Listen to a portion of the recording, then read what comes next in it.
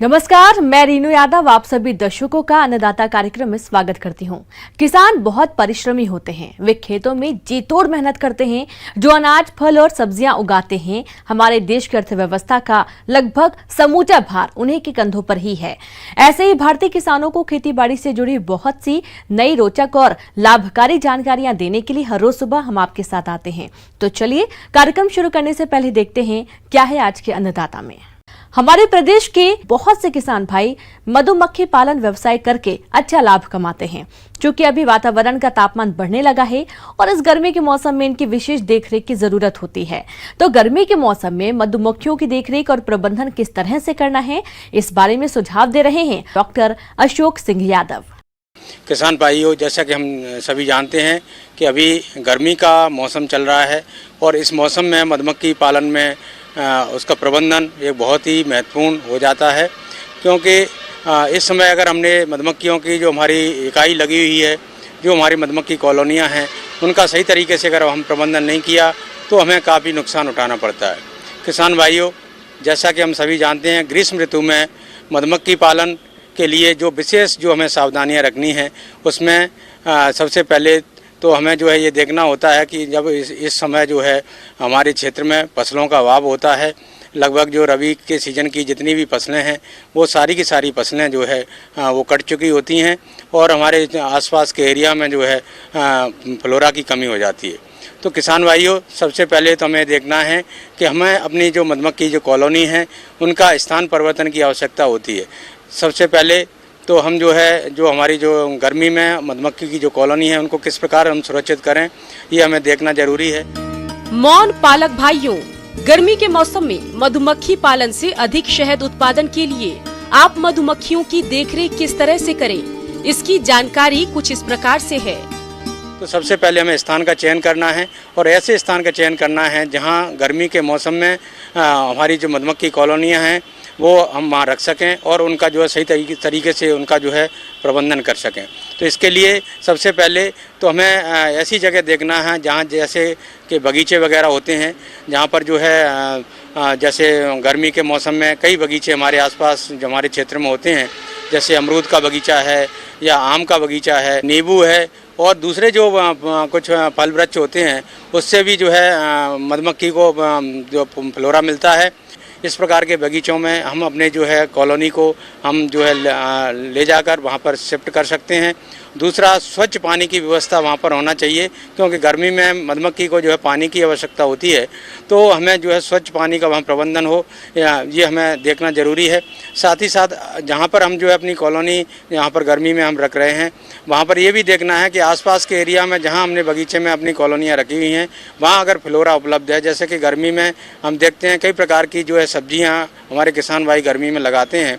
तो जो जैसे कद्दू वर्गी सब्जियां होती हैं, जैसे लौकी है, तोरई है, ककड़ी है, खीरा है, इसमें भी जो है मधुमक्खी अपना जो है वहाँ से फ्लोरा लेती है, वहाँ से नेक्टर और जो है पोलन वहाँ से वो ले सकती है। दूसरा, हमारे जो बॉक्स रखे हुए हैं उसमें तापमान के नियंत्रण के लिए हम जो है जो बॉक्स के ऊपर जो हमारी टाट की जो बोरियाँ होती हैं, उन बोरियों को गीला करके जो है हम उस पर रख सकते हैं। और ऐसा हम दिन में जो है कम से कम 3 से 4 बार अगर हम करते हैं तो जो हमारे जो मधुमक्खी का जो बॉक्स होता है उसमें तापमान जो है कम हो जाता है और तापमान नियंत्रित होने से मधुमक्खियाँ अपना जो है अच्छे से कार्य कर सकती हैं। जो मधुमक्खी की जो हमारे बॉक्स होते हैं उनको हम केवल ऐसे समय पर खोलते हैं जब जो है तेज़ हवाएँ नहीं हो, दूसरा तेज़ धूप जो है हमारे बॉक्सों पे नहीं आ रही हो। तो इसके जो निगरानी का जो सही समय है वो समय हमारा सुबह का टाइम होता है, जब जो है धूप जो कम होती है। दूसरा जो है आपका उस समय तेज़ हवाएं या लू हवा नहीं चल रही होती है। इस समय हम जो है अपनी कॉलोनी या हमारे जो बॉक्स हैं उनकी हम जो है देख रेख कर सकते हैं।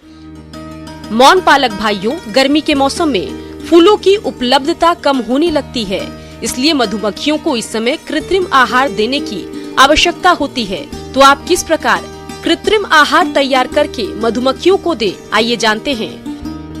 दूसरा, गर्मी का मौसम ऐसा होता है जब चारों तरफ हमारा ड्राई सीजन होता है और मधुमक्खी को फ्लोरा की कमी हो जाती है तो हमें जो है आर्टिफिशियल डाइट देने की भी आवश्यकता होती है, क्योंकि मधुमक्खी को अगर हमने जो है भोजन उपलब्ध नहीं कराया तो वो अपना कार्य करना जो है कम कर देगी और मधुमक्खियाँ अपना जो विकास नहीं कर पाएंगी और हमारी जो कॉलोनी है वो कमज़ोर होती जाएगी। तो हमें जो है इसके लिए आर्टिफिशियल डाइट की व्यवस्था करनी पड़ती है। उसमें जैसे चीनी का घोल बनाकर हम जो है रख सकते हैं समय समय पर उसकी उदर पूर्ति के लिए।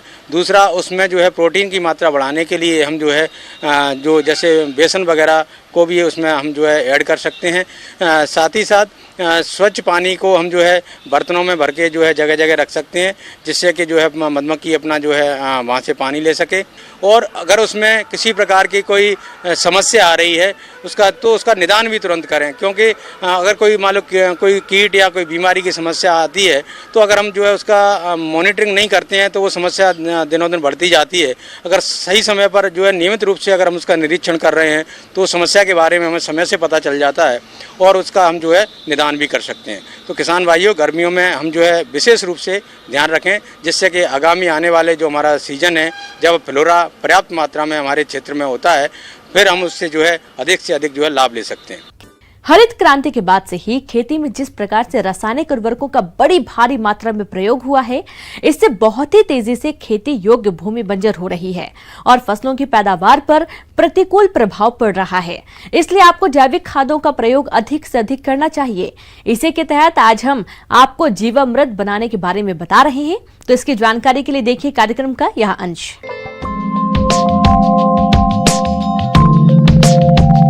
किसान भाइयों, आज के समय में जीवामृत से खेती करने की बहुत ही आवश्यकता है, क्योंकि हरित क्रांति के बाद से ही खेती में जिस प्रकार से रासायनिक उर्वरकों का अंधाधुंध प्रयोग हुआ है, जिसके कारण हमारी भूमि की संरचना ही बदल गई है तथा बहुत ही तेजी से खेती के योग्य भूमि बंजर भूमि में तब्दील होती जा रही है।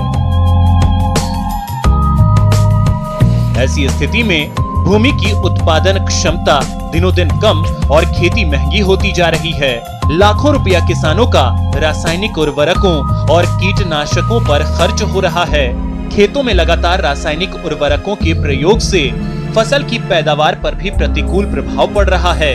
इससे बचने के लिए किसानों को जैविक खेती की तरफ बढ़ना होगा। आज हम आप सभी को जीवामृत बनाने की विधि के बारे में बताएंगे। तो चलिए जानते हैं कि 200 लीटर जीवामृत बनाने के लिए क्या क्या सामग्री की जरूरत होती है। तो इसमें आप सबसे पहले 10 किलो ताजा या 3 से 4 दिन पुराना देसी गाय का गोबर, 10 लीटर देसी गाय का गौमूत्र, पुराना सड़ा हुआ 1 किलो गुड़ या 4 लीटर गन्ने का रस, इसके बाद 1 किलो बेसन और 1 किलो पीपल के पेड़ के नीचे की मिट्टी या ऐसे स्थान जहां पर कीटनाशक का प्रयोग नहीं हुआ हो, वहां से भी मिट्टी ले सकते हैं, एवं 200 लीटर पानी। ये सब सामग्री को इकट्ठा करके एक बड़े प्लास्टिक के ड्रम में डालकर डंडे की सहायता से इस मिश्रण को अच्छी तरह से मिलाएं, जिससे ये पूरी तरह से मिल जाए। अब इस ड्रम को ढककर किसी छायादार स्थान पर रख दें। इस बात का ध्यान रखें कि ड्रम पर सीधी धूप नहीं पड़नी चाहिए। फिर अगले दिन ड्रम को खोलकर डंडे से मिश्रण को अच्छी तरह हिलाएं। इसी तरह 6 से 7 दिन तक रोज इस घोल को चलाते रहें। 7 दिन बाद यह घोल जीवामृत के रूप में बनकर तैयार हो जाएगा। यह 200 लीटर जीवामृत 1 एकड़ भूमि के लिए पर्याप्त होता है। जीवामृत फसलों की वृद्धि और विकास में सहायक है। यह फसल की विभिन्न रोगाणुओं से सुरक्षा करता है तथा फसल की रोग प्रतिरोधक क्षमता को बढ़ाता है, जिससे पौधे स्वस्थ रहते हैं और फसल से अच्छी पैदावार मिलती है। अब बात आती है किसान भाइयों इसके उपयोग के बारे में। जीवामृत का उपयोग किसान भाई खाद्यान्न, तिलहन, दलहन, साग सब्जियों वाली फसलों के साथ साथ फलों बागानों में भी कर सकते हैं। जीवामृत को कई प्रकार से अपने खेतों में प्रयोग कर सकते हैं। इसके लिए सबसे अच्छा तरीका है फसल में पानी के साथ जीवामृत देना। जिस खेत में आप सिंचाई कर रहे हैं उस खेत की सिंचाई नाली के ऊपर ड्रम को रखकर वाल्व की सहायता से जीवामृत को पानी में दे सकते हैं, जिससे जीवामृत पानी में मिलकर अपने आप फसलों की जड़ों तक पहुंच जाएगा। इसके अलावा खेत की जुताई के समय जीवामृत का मिट्टी पर भी छिड़काव कर सकते हैं। किसान भाइयों, खड़ी फसल में 2 लीटर जीवामृत को छानकर 13 लीटर पानी के हिसाब से घोलकर 20 दिन के अंतराल पर छिड़काव कर सकते हैं। फलदार पेड़ों में 2 से 5 लीटर प्रति वृक्ष जीवामृत महीने में 1 या 2 बार पानी के साथ दे सकते हैं, लेकिन ध्यान रहे छिड़काव करते समय भूमि में नमी का होना आवश्यक है। किसान भाइयों, जीवामृत फसलों के लिए वरदान है, तो आप भी इसी तरह अपने स्तर पर जीवामृत को आसानी से तैयार कर फसलों में इसका उपयोग करके अधिक पैदावार ले सकते हैं।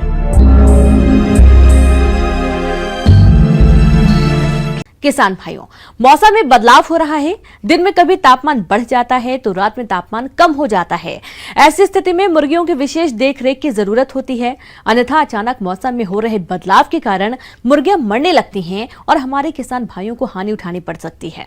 तो किसान भाइयों, गर्मी के मौसम में आप मुर्गियों की देखरेख कैसे करें, आइए जानते हैं डॉक्टर पीपी सिंह से। आज मैं आपको ब्रॉयलर मुर्गियों की गर्मियों में देखभाल किस प्रकार से की जाए, इस पर संक्षिप्त जानकारी देने जा रहा हूँ। ब्रॉयलर मुर्गियों के लिए चूजे खरीदते समय अपने को विशेष सावधानी रखनी चाहिए और चूजे किसी प्रतिष्ठित हैचरी से ही खरीदने चाहिए। चूजे के आने के 24 से 48 घंटे के भीतर अपने को वाटर और इलेक्ट्रोलाइट्स जो सॉल्यूशन होते हैं लिक्विड, वो पानी में इनको देने चाहिए। शुरू के 24 से 48 घंटे तक अपन सामान्यतः चूजों को दाना नहीं देते हैं, क्योंकि चूजों में जो एनर्जी सोर्स है उस समय तक योग से जो रहता है उससे मिलती रहती है, तो भोजन की आवश्यकता नहीं रहती है। लेकिन 48 घंटे के बाद में अपने को न्यूज़पेपर पे या अखबार पे रख के उनको थोड़ा थोड़ा दाना देते हैं। पानी की व्यवस्था पूरी और प्रॉपर रखते हैं। उसके अलावा क्या होता है कि फिर ब्रूडिंग का प्रबंधन अपने को करना है।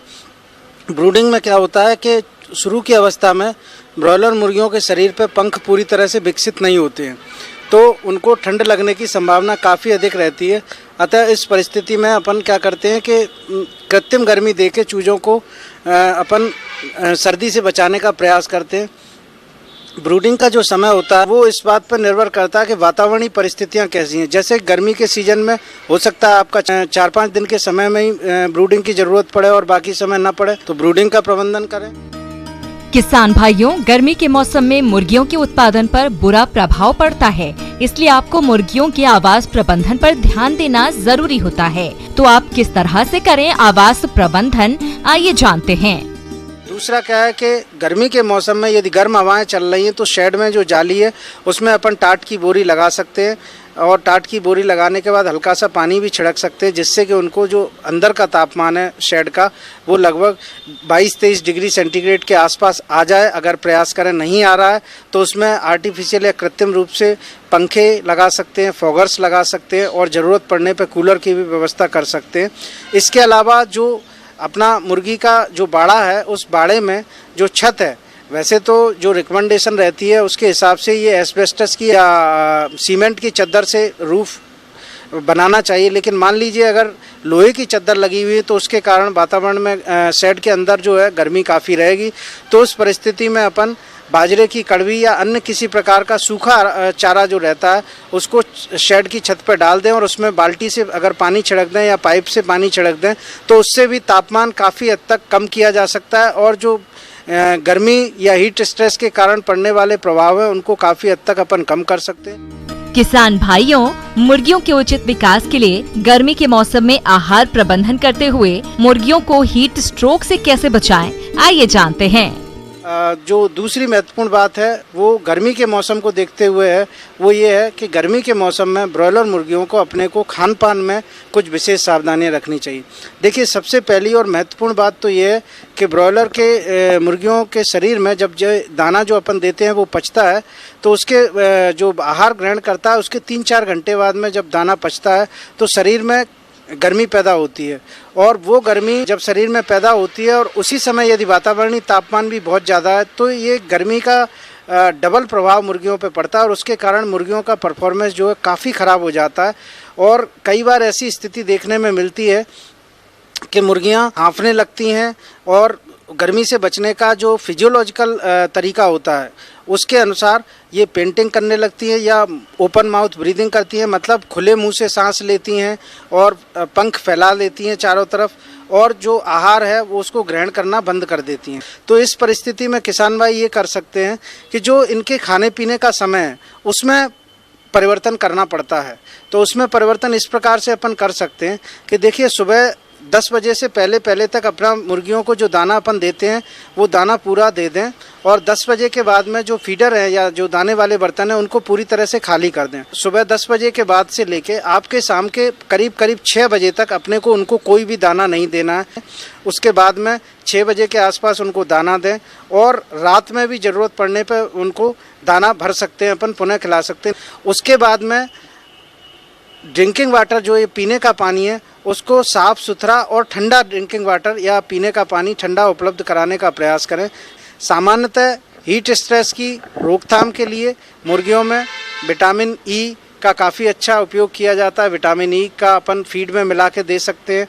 उसके अलावा लिवर टॉनिक कई आते हैं जो कि लिवर पे जो प्रभाव पड़ता है फीड के कारण उसको भी कम कर सकते हैं, जिससे कि अपने मुर्गियों को जो ग्रीष्म तनाव है उसके हानिकारक प्रभाव से अपन बचा सकें और जो अपना आर्थिक नुकसान हो रहा है उसको रोक सकें और ब्रॉयलर मुर्गी पालन से बेहतर आय प्राप्त कर सकें। अन्नदाता हेल्पलाइन निःशुल्क फोन संपर्क सेवा के माध्यम से आपके द्वारा पूछे गए प्रश्नों में से 1 या 2 महत्वपूर्ण प्रश्न को हम अपने कार्यक्रम में शामिल करते हैं, और इसी के तहत आज का चयनित प्रश्न और उसका जवाब इस प्रकार है।